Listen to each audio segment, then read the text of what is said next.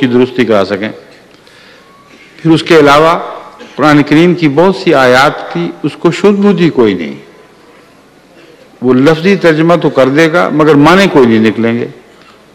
تو ایسے مولوی سے اپنے بچوں کو پڑھانا اور بظاہر خوش ہونا کہ ہمارا بچہ قرآن پڑھ گیا ہے، یہ ایک بودھی بات ہے. فی الحقیقت میں آیا واقعتاً اس نے قرآن کا مضمون سیکھا بھی ہے کہ نہیں، یہ بحث طلب بات ہے. اس لیے بعض احمدی خاندان اس مصنوعی بات سے خوش ہو جاتے ہیں کہ بچے نے قرآن ایک دفعہ پڑھ کے فر دوسری طرف پہنچ گیا. اسی بچے سے مشکل آیات یا وہ آیات جن میں اختلاف ہے وہ پوچھ کے دیکھ لیں، آپ کو سمجھ آئے گا کہ کس حد تک بچہ پڑھا ہوا ہے. بہت سی ایسی آیات ہیں جو ہمارے علماء بھی ٹھہر کر غور نہیں کرتے، جس کی وجہ سے وہ اس کے مضمون سے غافل رہتے ہیں. اس لیے اب تو بہت آسان ہو گیا ہے. میں نے خود قرآن کریم کے ترجمے کی کلاسز شروع کر رکھی ہیں. اکثر حصہ قرآن کریم کا ہم پڑھ چکے ہیں اور ان کلاسز کو ویڈیو آڈیو کی صورت میں حاصل کیا جا سکتا ہے. کیوں نہیں ماں باپ ان آڈیو اور ویڈیو سے فائدہ اٹھاتے اور خود بھی سیکھیں گے اور اپنے بچوں کو بھی قرآن سکھائیں گے. اس کے لیے جو نگرانی کی ضرورت ہے، وقت کی محنت کی ضرورت ہے، دنیا کے کاموں کی وجہ سے وہ ان کو میسر نہیں آتا. مولوی کے حوالے کرتے ہیں اور چھٹی کر جاتے ہیں. یہ طریق نقصان دہ اور خطرناک ہے. بیٹھ جائیے. السلام علیکم. وعلیکم السلام. حضور میرا نام ظفر وقار ہے. ظفر وقار. اچھا. میں سینٹ پیٹرسبرگ رشیا سے آیا ہوں. روس سے؟ جی. کس جگہ سے؟ Saint Petersburg. Saint Petersburg. جی. سینٹ پیٹرسبرگ تو روس کے اندر ہے. جی ہے نا؟ جی حضور. یعنی میں اس لیے یہ کہہ رہا ہوں کہ عامت الناس ہمارے اکثر مہمان جو آئے ہوئے ہیں وہ روس اور یو ایس ایس آر کو ایک ہی چیز سمجھتے ہیں. یہ درست نہیں ہے. رشیا روس کے اندر ایک ریاست ہے اور وہ روس کی سب سے بڑی ریاست ہے. ماسکو اور سینٹ پیٹرسبرگ وغیرہ یہ سارے اس ریاست کا حصہ ہیں. تاتارستان بھی اسی ریاست کے اندر ہے. جو دوسری ریاستیں ہیں مسلمان ریاستیں وہ روس نہیں کہلاتی، ان کو رشیا نہیں کہا جاتا. وہ U S S R United Soviet socialist republic کا حصہ تو ہیں مگر روس نہیں ہیں. غیر روسی ریاستیں روس کی مملکت میں شامل ہیں. سمجھ گئے ہیں؟ جی حضور. آپ تو جانتے ہی ہوں گے مگر اکثر آنے والے احباب چونکہ ان باتوں سے واقف نہیں، اس لیے میں ان کو سمجھانے کی خاطر اس سوال کی ضرورت سے زیادہ تفصیل بیان کر رہا ہوں. اب فرمائیے سینٹ پیٹرسبرگ والے روس میں پڑھنے والے کا کیا سوال ہے؟ حضور وہاں پہ کچھ عرصہ سے لینن کی میت کو دفن کرنے کے بارے میں بحث چل رہی ہے. ٹھیک ہے.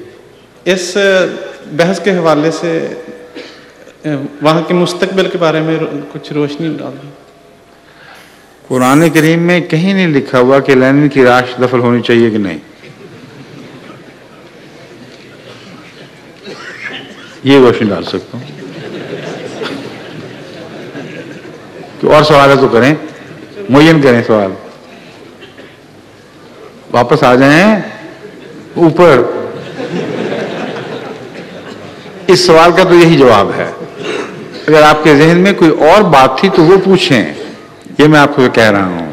حضور اس کے سیاسی تناظر کے بارے میں اس اب ٹھیک ہے. لینن کا مجسمہ ایک قسم کا ناش، وہ فرعون کی ممیفائڈ لاش کی طرح انہوں نے حبوط کر کے رکھا ہوا ہے.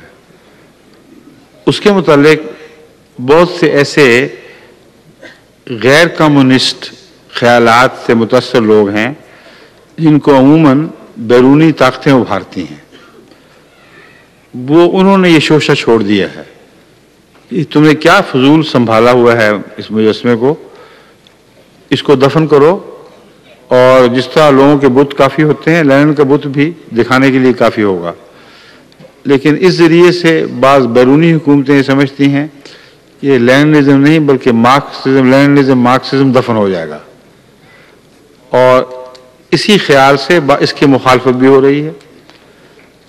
کمیونسٹ جو زیادہ اپنے مسلک میں آگے بڑھے ہوئے ہیں وہ اس کی مخالفت کر رہے ہیں، وہ چاہتے ہیں کہ لینن کو اسی طرح رہنے دیا جائے، اس کو چھیڑنے کی ضرورت نہیں۔ یہ درست ہے یا غلط؟ جی حضور۔ ہاں بس پھر اس کا مذہبی حل کوئی نہیں، ایک سیاسی چپکل ہے جو دیکھیں کب تک چلتی ہے اور کیا نتیجہ نکالتی ہے۔ ٹھیک ہے، السلام علیکم حضور۔ وعلیکم السلام۔ میرا نام ایاز محمود چٹھ ہے، میں کراچی پاکستان سے ہے۔ حضور میرا سوال یہ ہے کہ ایک تو جو میت کی ویڈیو بنانے کے بارے میں کیا اسلام کی پوزیشن ہے؟ کیا میت کی بیویاں جنازہ دیکھ سکتی ہیں؟ نہیں، ہاں ویڈیو جو بناتے ہیں ہم، فلم ویڈیو، میں کہا بیویاں، اللہ۔ اچھا اچھا اچھا، میں حیران ہو رہا تھا یہ کیا ہو رہا ہے۔ ویڈیو بنانا، مردہ چیزوں کی ویڈیو بنانا ناجائز ہے؟ یہی سوال ہے میرا حضور کہ جائز ہے؟ آپ جب ویڈیو بناتے ہیں تو اس میں کتنی مردہ چیزیں پکڑتے ہیں؟ جتنے مناظر ہیں جی حضور، وہ سب مردہ ہوتے ہیں، تو خیال کیوں آیا کہ جائز ہے یا ناجائز ہے؟ خیال اس لیے ہے کہ بعض دفعہ جنازہ ہوتا ہے تو اس کو مطلب کچھ اس طرح کی صورتحال تھی میرے ذہن آپ میں۔ کا سوال پھر دوسرا سوال ہے، جی جی، اس کا مطلب ہے آپ کے نزدیک میت کی ویڈیو اتارنا ناجائز نہیں، مگر نماز جنازہ کے دوران ویڈیو اتارنا ایک بیہودہ حرکت ہے، اس سے بعض لوگ بجائے نماز میں شامل ہونے کے ویڈیو اتارتے رہ جاتے ہیں، یہ مراد ہے؟ یہ درست ہے؟ میں بھی جب جنازہ پڑھاتا ہوں تو بعض لوگ اتارتے ہیں، مجھے اس کا بہت برا محسوس ہوتا ہے، اور پھر بھی اب میں نماز شروع کر چکا ہوں تو پیچھے سے جا کے کھڑے ہو گئے۔ یہ بیہودہ حرکت ہے، ویڈیو اتارنے کی بجائے ان لوگوں کو نماز جنازہ میں شامل ہونا چاہیے، لیکن نماز جنازہ کے علاوہ وقت میں میت کی تصویر اتارنا یا ویڈیو اتارنا ناجائز نہیں۔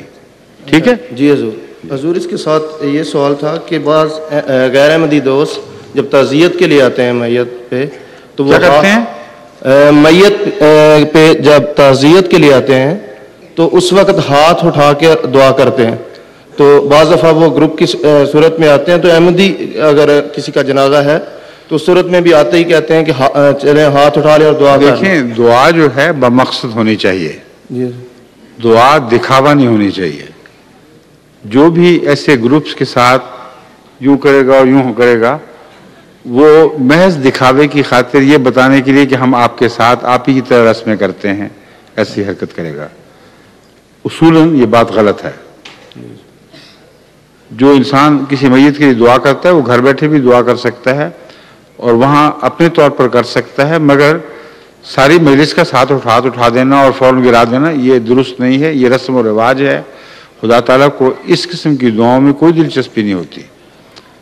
مجھے یاد ہے جب کوثر نیازی صاحب کا صاحبزادہ فوت ہوا تھا تو میں افسوس کے لیے جانے سے پہلے میں نے ان کو یہ کہلا بھجوایا تھا کہ میں رسم و رواج کا قائل نہیں ہوں، میں آؤں گا، تعزیت کروں گا، لوگ مجھے دیکھ کر ہاتھ اٹھائیں گے، میں ساتھ ہاتھ نہیں اٹھاؤں گا۔